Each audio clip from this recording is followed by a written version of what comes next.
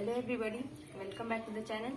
तो आज हम लोग बात करने वाले हैं मल्टीप्लिकेशन ऑफ मैट्रिक्स के बारे में। ठीक है, अगर हमें किसी दो मैट्रिक्स को मल्टीप्लाई करना है तो हम कैसे करते हैं। देखिए, सबसे पहले मल्टीप्लिकेशन में ऑर्डर सेम होना कंपलसरी नहीं है, लेकिन उसके ऑर्डर के कुछ रूल्स होते हैं। फॉर एन एग्जाम्पल, जो हमारा मान लीजिए एक ए जो है वो एक मैट्रिक्स है जिसकी ऑर्डर कितना है, m क्रॉस n है, और B एक मैट्रिक्स है जिसका ऑर्डर कितना है, P क्रॉस Q है। ठीक है, तो अगर मुझे AB निकालना है, AB वैलिड कब होगा, अगर n is equal to P होगा, n is equal to P होगा, तभी ये जो AB प्रोडक्ट अगर इसका मल्टीप्लाई करते हैं तो ये वैलिड आएगा। अदरवाइज हम इसको मल्टीप्लाई नहीं कर सकते। फॉर एन एग्जाम्पल, अगर हमारे पास एक मैट्रिक्स है जिसकी ऑर्डर कितना है 2 इंटू 3, तो दूसरे मैट्रिक्स का ऑर्डर क्या होना चाहिए, 3 जरूर होना चाहिए। इसका जो नंबर ऑफ कॉलम होगा वो सेकेंड मैट्रिक्स का नंबर ऑफ रो जरूर होना चाहिए, और ये आपका कुछ भी हो सकता है, फॉर एग्जाम्पल n। ठीक है, तो आप इस बात को ध्यान रखना है इसमें कि इस दोनों मैट्रिक्स के ऑर्डर का एक रूल होता है, एक रिलेशन होता है कि इसका जो नंबर फर्स्ट मैट्रिक्स का number of column is equal to second matrix का नंबर ऑफ रोज, ये होना चाहिए। अगर ये कंडीशन ट्रू नहीं होता है तो हम उसको मल्टीप्लाई नहीं कर सकते हैं। ओके, अब देखिए, सबसे पहले ये कंडीशन हम लोग देख लिए। अब क्या करेंगे कि मल्टीप्लीकेशन अब देखते हैं कि करते कैसे। फॉर एन एग्जाम्पल, अगर हम लोग एक मैट्रिक्स लेते हैं a इज इक्वल टू 1 2 3 4 और b लेते हैं 1 0 0 1, ठीक है, या फिर ये ऑर्डर आइडेंटिटी हो जाएगा। ओके, या फिर अगर आप सोच रहे हो कि इसमें मैंने स्क्वायर क्यों लिया है, तो चलो आप स्क्वायर हटा देते हैं। ठीक है, हम इसका ऑर्डर क्या ले लेते हैं, 2 इंटू 1, तो ये कितना हो गया, 3 ऑर्डर 2, 3/2 हुआ। इसका क्या होना चाहिए, 2/3 होना चाहिए, या फिर इसका फर्स्ट जो मतलब नंबर ऑफ रोज होना चाहिए वो हमेशा 2 ही होना चाहिए, क्योंकि 3/2 है। तो इस दोनों का मुझे मल्टीप्लाई करना है, तो इसका रो तो हम चेंज नहीं कर सकते, लेकिन हाँ कॉलम चेंज कर सकते। तो हम इसे ले लेते हैं 2/2 ही रहने देते हैं, 2 इंटू 2। ठीक है, तो आप देखिए, अगर ये दोनों सेम होगा तो इस दोनों का जो मल्टीप्लीकेशन होकर जो मैट्रिक्स आएगा उसका ऑर्डर हम पहले ही डिटरमाइन कर सकते हैं। उसका ऑर्डर क्या होगा, ये दोनों जो बचा हुआ एलिमेंट है वही हो जाएगा, उसका ऑर्डर 3/2 आएगा। हम लोग इसे वेरीफाई भी कर लेंगे कि आता है या नहीं।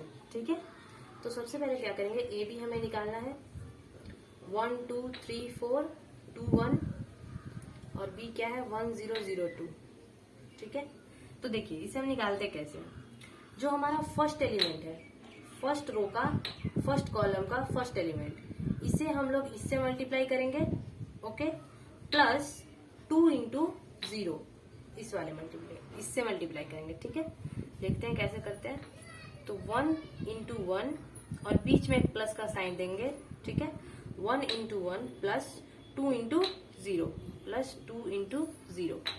सिमिलरली अब क्या करेंगे, 1 इंटू 0 प्लस 2 इंटू 2, ये कौन सा एलिमेंट हो जाएगा, फर्स्ट रो का सेकेंड कॉलम का एलिमेंट हो जाएगा ये। तो क्या हो जाएगा 1 इंटू 0, इसको इससे मल्टीप्लाई करेंगे, और प्लस 2 इंटू 2, 2 इंटू 2। ठीक है, similarly 3 into 1, 3 into 1 plus 4 into 0, 3 into 0 plus 4 into 2, 3 into 0 plus 4 into 2। अब इसको इससे करेंगे तो 2 इंटू 1 प्लस 1 इंटू 0, और 2 into 0 plus 1 into 2, 2 into 0 plus 1 into 2। तो बेसिकली जब हम इसके हॉरिजेंटली चलेंगे तो इसके वर्टिकली से मल्टीप्लाई करके ऐड करेंगे, इसके भी हॉरिजेंटली से इसके वर्टिकली से मल्टीप्लाई करके ऐड करेंगे। तो इसी सीक्वेंस को हम लोग फॉलो करके क्या करते हैं, मल्टीप्लीकेशन निकालते हैं।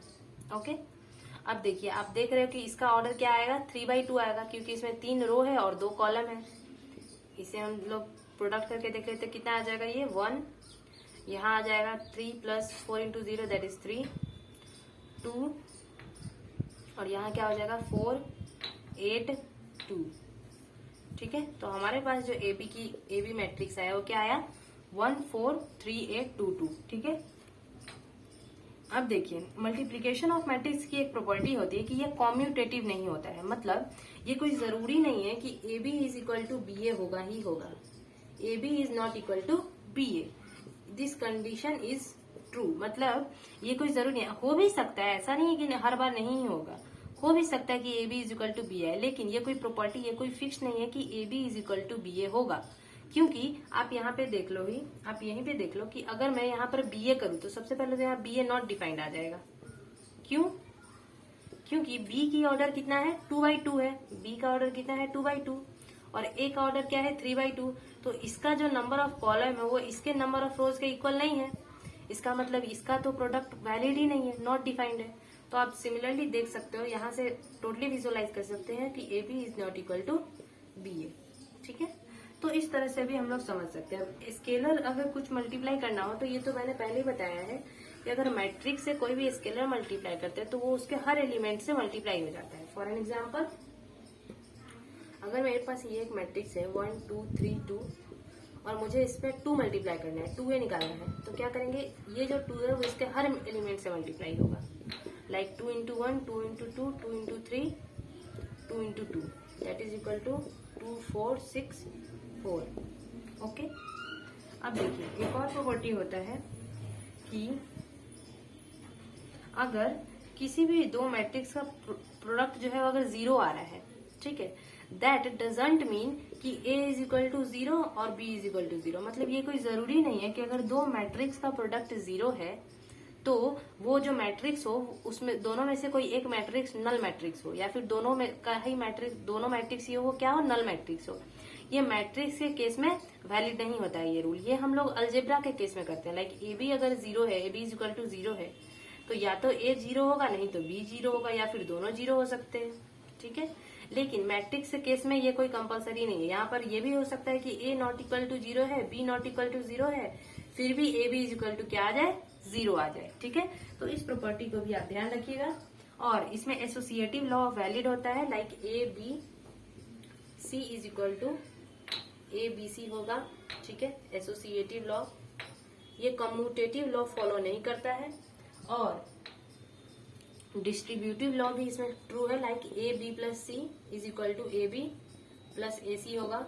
ठीक है, और एक multiplicative identity inverse, like a into I is equal to I into A is equal to क्या होगा, a होगा, जिसमें i क्या है, हमारा आइडेंटिटी मैट्रिक्स है, आइडेंटिटी मैट्रिक्स है। ओके, इसी का कॉन्सेप्ट यूज करके हम लोग आगे इनवर्स के बारे में भी बात करेंगे। ठीक है, थैंक यू फॉर टुडे।